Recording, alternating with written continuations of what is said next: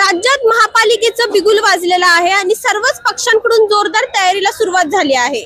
मात्र पुणेकरांचं लक्ष लागलंय ते म्हणजे प्रभाग क्रमांक 24 मध्ये, कारण प्रभाग क्रमांक 24 मधून भाजप विरोधात शिवसेना अशी लढत आपल्याला पाहायला मिळणार आहे। गणेश बिडकर विरोधात धंगेकरांचा मुलगा अशी लढत आपल्याला पाहायला मिळणार आहे। या लढतीमध्ये कोणाचा विजय होणार, कोण जिंकणार हे आपण येथील नागरिकांकडून जाणून घेणार आहोत। दादा, प्रभाग क्रमांक 24 मधून बिडकर विरोधात धंगेकर आहे, काय वाटतं कुणाचा विजय होईल? धंगेकर काय असं वाटतं?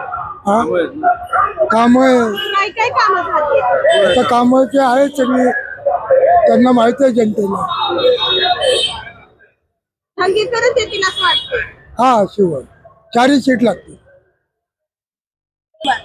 आता ताई असं कसं आहे माहिती का, आता मुळात म्हणजे भाजप सरकारची हवा आहे, पण कामाच्या दृष्टीने आपल्याला गोरगरिबाला तसं जर चांगलाच माणूस पाहिजे, नुसतं चिन्हावर उपयोग नाही बघून बरं का।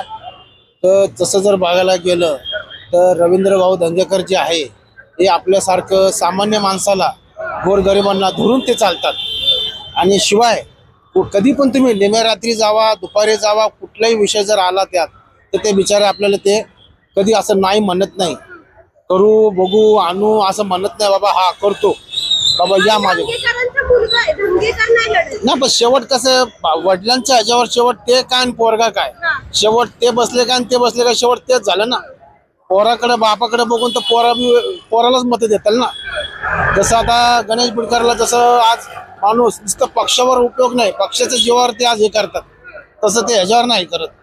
तसं धंगेकर कसे माणूस कामाच्या जीवावर माणूस जे बोलतो त्याच्या ह्यानीच हे चालायचं आपल्याला। सामान्य माणसाचं तसं जर बघायला गेलं तरी धंगेकर यायला पाहिजे आपल्या भागात। आणि शिंदे आता यात बाजी म्हणण्यापेक्षा तर मला तर असं वाटतं वन साइड गणेश बिडकर निवडून येणार, कारण त्यांचे कार्य आहे। काय काय काम आहे त्यांचे काहीच म्हणजे काही काम नाही असं नाही ना। नळ पाणी, लोकांना ज्या गरजा आहेत, लोकांच्या गरजा ज्या आहेत, बाबा आमच्या नळाला पाणी कमी येते, फोन केला की लोक हजर काम करतात। आमचे बाथरूम खराब झाले, लोकांना नवीन बाथरूम बांधून दिले। संडासची कामं आहेत, म्हणजे सामान्य लोकांची काय कामं आहेत ना ती ते एका फोनवर करतात। आणि लगेच कुणी आता ते त्यांच्या मुलाला अजून एवढं इथलं माहित नाही ना, आणि त्यांची काय कार्य तरी सध्या इथं काहीच नाहीये या भागामध्ये। निवडून आले तर काय अपेक्षा असतील त्यांच्या?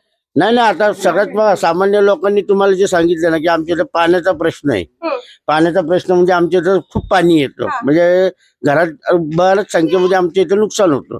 तर त्यांनी आम्हाला आश्वासन दिलंय यातला 100% महापौर तेच होणार आहेत, आणि ते म्हणले की ते जे झालं की त्या ह्याचा आपण टाइम स्टडी वगैरे करून घेऊ। म्हणजे तांत्रिक दृष्ट्या त्यांनी बरोबर सांगितलं की मी म्हणतो होईल म्हणून करून देणार नाही म्हणले, तांत्रिक दृष्ट्या कुठल्या अडचणी काय बघू, आणि त्या हिशोबाने तुमच्या इथं ह्याच्या पुढे कधीच पाणी येणार नाही याची सुविधा मी तुम्हाला 100% करून देतो, हे आश्वासन बेडकरांनी आम्हाला दिलेले आश्वासन। प्रणव धंगेकर। का असं वाटतंय? त्याच्या वडिलांची कामं चांगली आहे हो, काय काय कामं केली? आमच्यासाठी सगळेच कामं करतो तो। बिडकर यांनी नाही केली का? काहीच नाही, तर कधी हेच नाही, आपला कधी त्या संग परिचय बी नाही आणि बोलणं बी नाही। बस आम्हाला फक्त धंगेकर, इकडे असू नाही तर तिकडे असू। बिडकर का असं वाटतं? कारण आता सध्याला त्यांनी कामं तर चालू केले सगळ्यांकडे करायला वगैरे। काय काय कामं?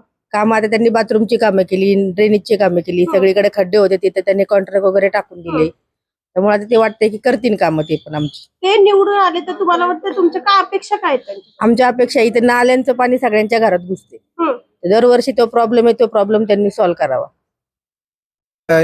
बिडकर 100% बाजी मारणार, का असं वाटतं?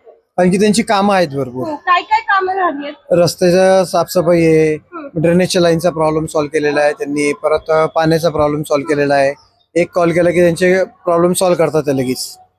आता जी निवडणुका होणार आहे त्यामध्ये जर बिडकर जिंकले तर काय अपेक्षा आहे त्यांच्याकडे? आम्हाला बिडकर साहेबांचं पॉझिटिव्ह वाटते। का असं वाटतं बिडकर साहेब? कारण बिडकर साहेबांना कुठलीही कामं आम्ही सांगितली ते तत्पर सेवा त्यांची असते, प्रत्येक प्रॉब्लेम लगेच सॉल्व्ह करून देतात। आतापर्यंत काय काय कामं झाली आहेत? स्वच्छतेची कामं झालेली आहेत, संडास बाथरूमचे दरवाजे रिपेअरिंग वगैरे झालेले आहेत, संडासची भांडी टाईल वगैरे बसून त्यांनी बरीच कामं करून दिलेली आहेत।